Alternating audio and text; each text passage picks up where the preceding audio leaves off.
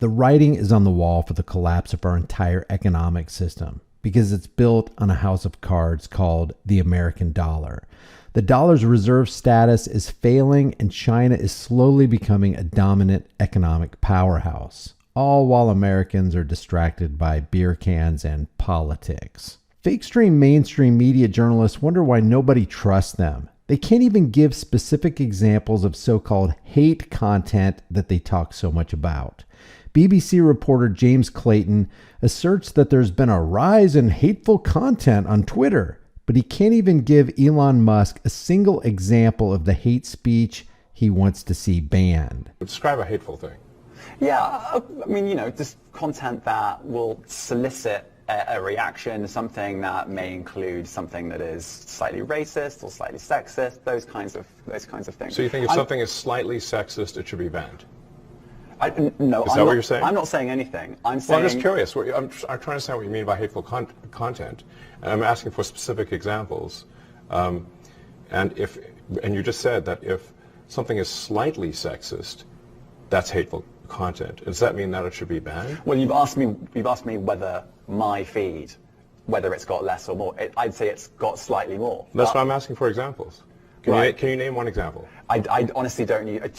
Honestly, I you don't. can't name a single example. I'll tell you why. Because I don't actually use that feed anymore. Because I just don't particularly like it. But you and said actually, a lot of people are quite similar. I only look at hang on a second. my You said you've seen more hateful content, but you can't name a single example, not even one. Rational people understand that differing opinions, memes, jokes, or true stories aren't hate speech just because you don't like what's being said. This is why these people speak in general terms about the rise in hate.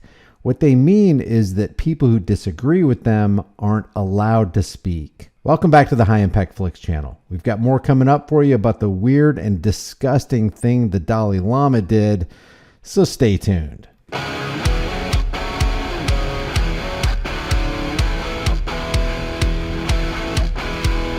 Hey guys, before we get into today's video, I want to give a real quick shout out to today's sponsor, Virtual Shield VPN. And the reason I promote it, guys, is because I use it every single day and I know that it works and I've proven it in videos in the past. If you use the link in the description, you're going to get 50% off, and that's going to help you protect your identity, your activity, and your location anytime you're surfing on the net. That link is in the description below. The power of religious delusion is on full global display as the Dalai Lama was forced to issue a super weak apology after a video of him sexually manipulating a child caused outrage in most normal people.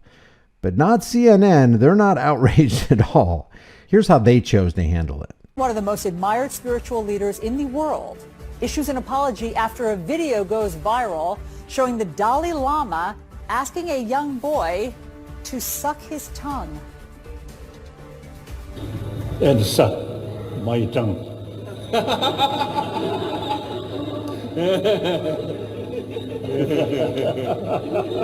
Stay tuned because there's way more from this disgusting CNN clip. But the Dalai Lama's official Twitter page issued this statement. A video clip has been circulating that shows a recent meeting when a young boy asked His Holiness, the Dalai Lama, if he could give him a hug. His Holiness wishes to apologize to the boy and his family, as well as his many friends across the world, for the hurt his words may have caused. What about his actions? His Holiness often teases people he meets in an innocent and playful way. Even in public before cameras, he regrets the incident. First of all, how could an adult asking a child to suck your tongue ever be considered innocent and playful? Also, look at the video again. How is it playful when he keeps his tongue there, which looks like he hopes the child will do what he asked him to do? And what if the child felt so much pressure that he actually did it? Watch how CNN responds to this after playing this video. Now we have to get to this peculiar story. The Dalai Lama asked a young boy to suck his tongue, and it's caught on video. My panel is going to tackle this next, whether they want to or not. This is a serious issue, and there is absolutely no natural disgust showing on the faces of anybody at this table. The The Dalai Lama, the Tibetan spiritual leader, is apologizing after a video shows him kissing a young boy on the mouth at a spiritual service in India and then asking the boy to suck his tongue. Then I think finally here also.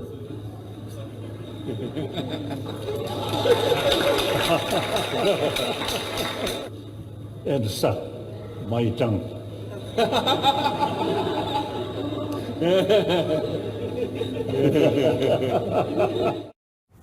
I'm back now with my very eager panel to talk about this. Jay, you've met the Dalai Lama many times. Have you sucked his tongue?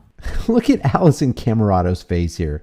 She doesn't seem appalled or disgusted at all. She's smiling and then asked the Rolling Stone columnist Jay Michelson if he sucked lewd Lama's tongue. Listen to this guy tell CNN viewers that he's basically a biased fanboy of lascivious Lama, and then he makes the most pathetic excuse for him.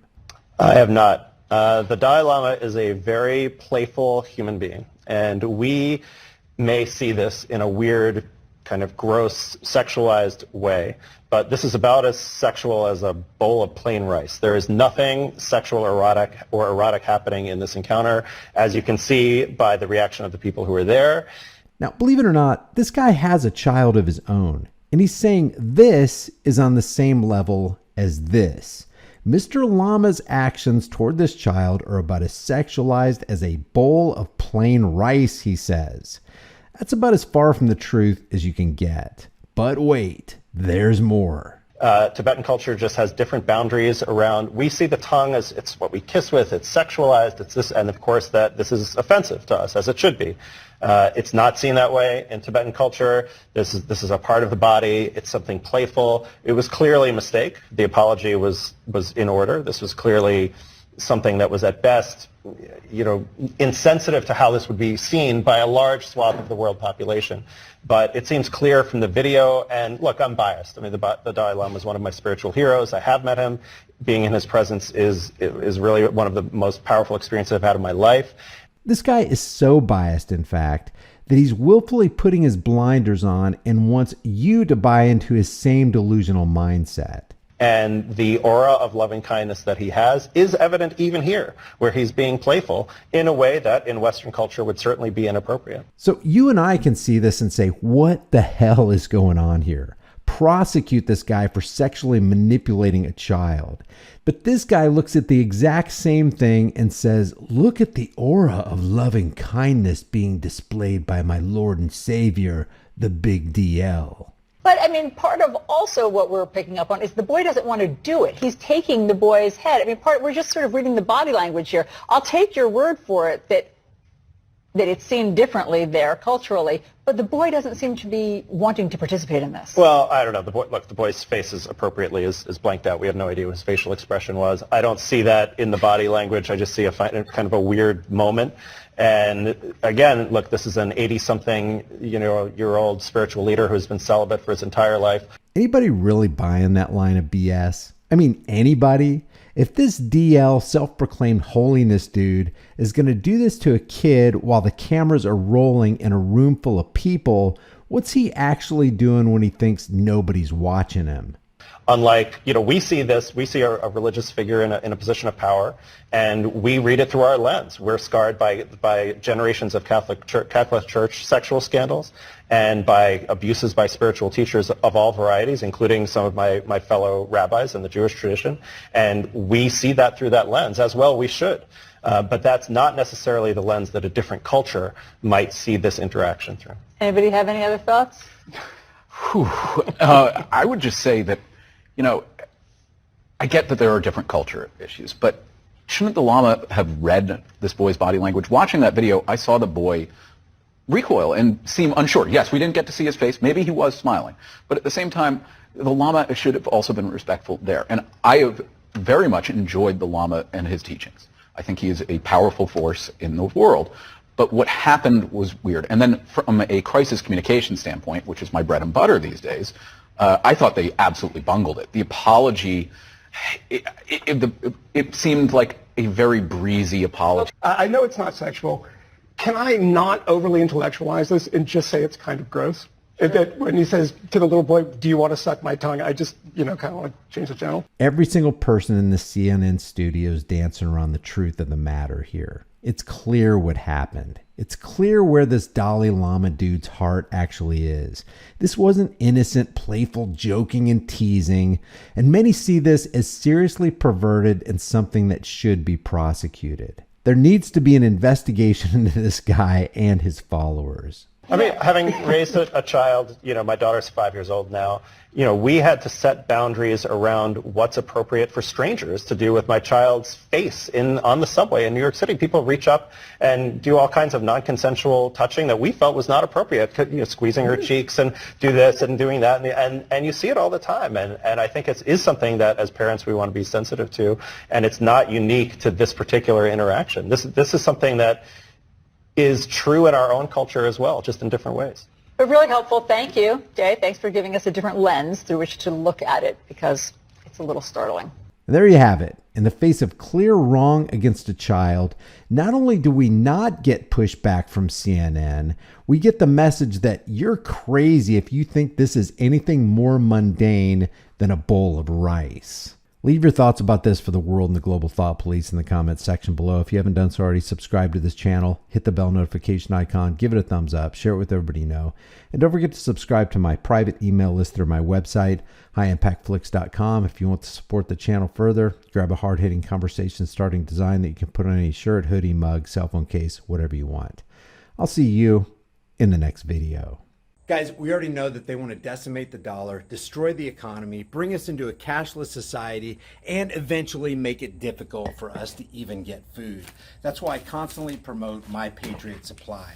Every chance I get, I turn my fiat currency notes into long-term storable food. This stuff is awesome. It's got a 25-year shelf life. And one thing we're all going to need is storable food. It's better to have it and not need it than need it and not have it. With my link in the description, you get $100 off of every order instantly. It'd be a good idea to order it while you can, because I'm not sure how much longer they're going to be able to ship this out. My link for your $100 off discount is in the description below.